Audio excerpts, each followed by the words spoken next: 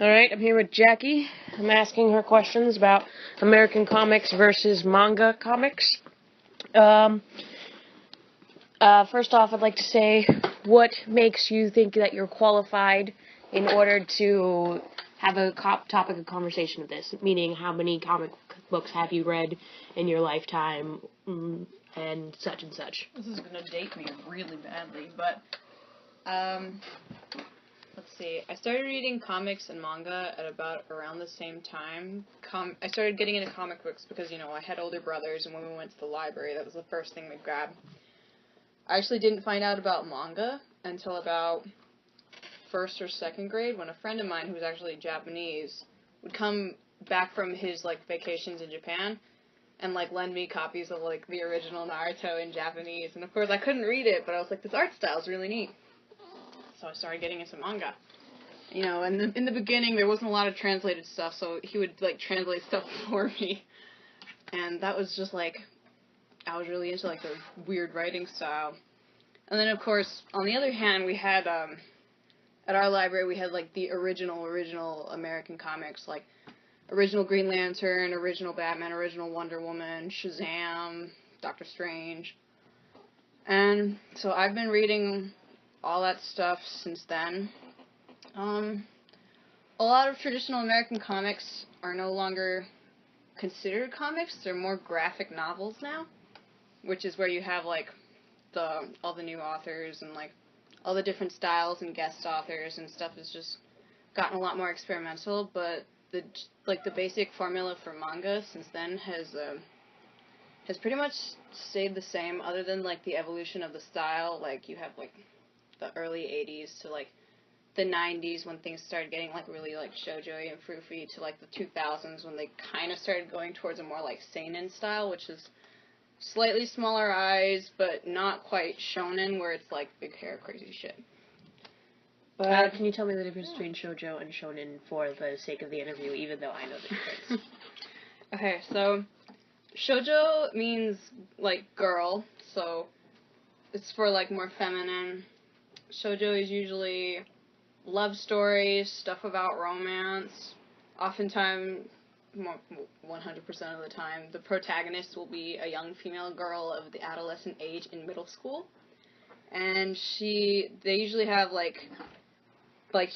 large, described as saucer-esque eyes, small lips, and usually, an iconic hairstyle, and that hairstyle will literally be your way of identifying the protagonist through the entire story. And then you have shonen, which is the opposite of the spectrum, which is, action, sometimes sports. You've got, Dragon Ball Z and Naruto fall under those categories. You have the main male protagonist, which is, usually a similar age, middle school. They have slightly smaller eye design, usually, the kind of slanted stylistic. The hairstyles get really crazy in a lot of, shonen stuff, because it's, action, and for, lines of movement and whatever, you've got hair going in every which direction.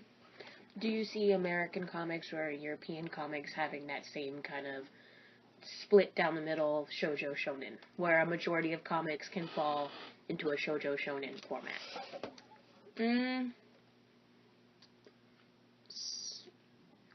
Artistically, no. I haven't seen it much.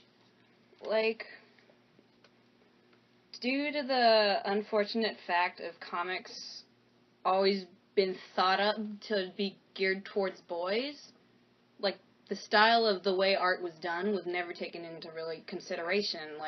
You got the big, muscly superhero, the shape of a triangle, but that's all you got, and then the woman was the shape of the hourglass triangle, and that's it.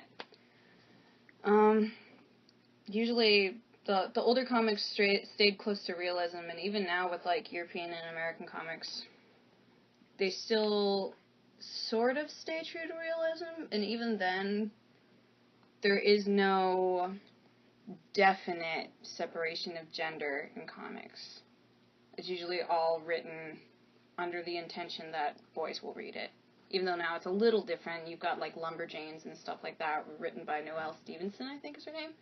And you've got, a lot more women are involved in comics now. You have women writing comics for women. You've got, for foreign comics, I know Persepolis is a good example of, like, written by women about her life, and you've got this totally different style, but still, like, very iconic in itself. Do you, to your knowledge, know of any American comics that really parallel a Japanese comic or manga? I haven't read anything recently, but let's see.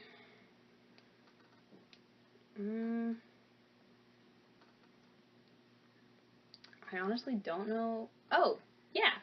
Mike Mignola's stuff is very, very manga-ish, if you look at it. Like, the way he uses shadow shapes is very to the way that they do shading in manga.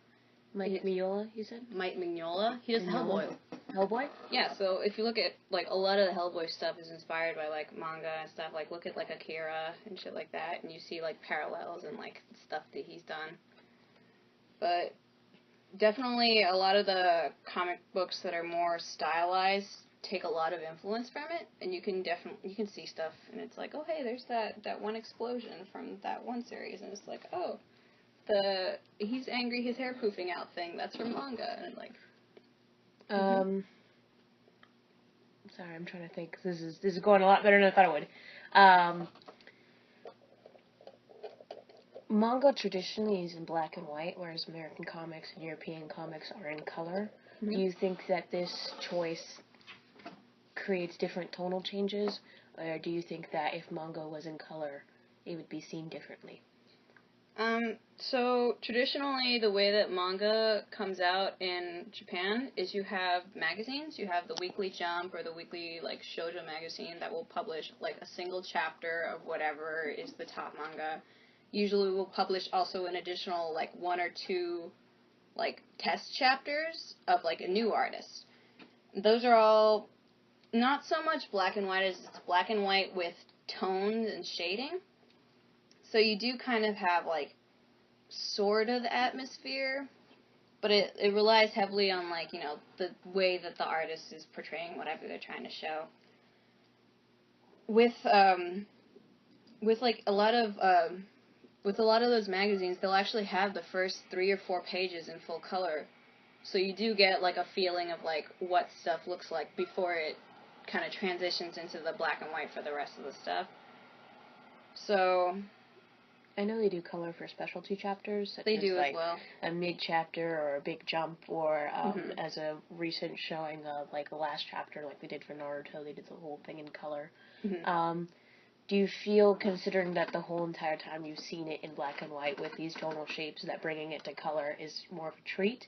Or is it more of, like, would you see it as a negative considering you've always seen it in black and white? I think sometimes it's a treat because you're like, oh, that character had brown hair this whole time. Or like, oh, this character had pink hair. Whoa, like, holy shit. But sometimes it could be a little negative in that some people, like, don't know how to use color when they're putting it in. They're just putting in color for the sake of having color for that thing, because the assumption is, you know, the color is a treat, because you can't always, like, afford it, because, like, manga isn't exactly, like, high class in Japan. It's very, like, looked down upon. And then you have here where comics have become, like, this worshipped item, and because it's, like, seen in such high regard, putting it in full color is kind of more in tune with the demand of what readers want. Like, they want to see the whole thing rendered out, even though you can get, like, similar effects with, like, black and white. Do you think that we accept the whole color in the American comics, considering they started in full color? Wait, hold up. Repeat the question. Do you think that we accept American comics in color because they started in full color? Or they started in whatever the 3 tones that they were allowed to, but it's always been in color? I'm not sure if I understand the question, so I'll try to answer it. Like, manga started off in black and white, and it has continued into black and white, so we accept manga in black and white.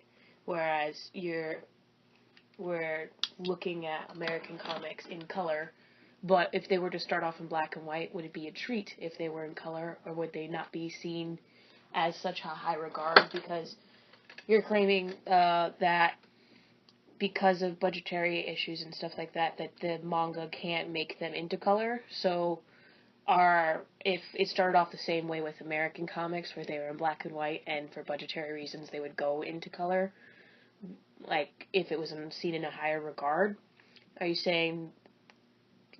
Would it be safe to say? Sorry, I'm trying to find my footing. Would it be safe to say if American comics started off in black and white, do you think they would be in black and white to this day? Or do you think the color is one of the high regards of what makes an American comic book prized? I don't think so. I think it's a matter of, almost like a matter of privilege, because just the climate of, like, how comics are seen here as opposed to how manga is seen in Japan. Like I said, like, manga is, like, if you're, otaku, it's extremely bad in Japan. It means you're a NEET, you're not employed, educated, or in training. It's, like, it's frowned upon. Usually kids, if they, like, read manga and stuff, it's, like, a little kid activity. But if you continue to read manga, people, like, look down upon you. Whereas here, it's like, oh, I started Superman way back before all of you were born, and I'm, like, still into it. And it's like, whoa, you have all this knowledge, but at the same time, it's, like, this sort of, it's like a negative feedback loop.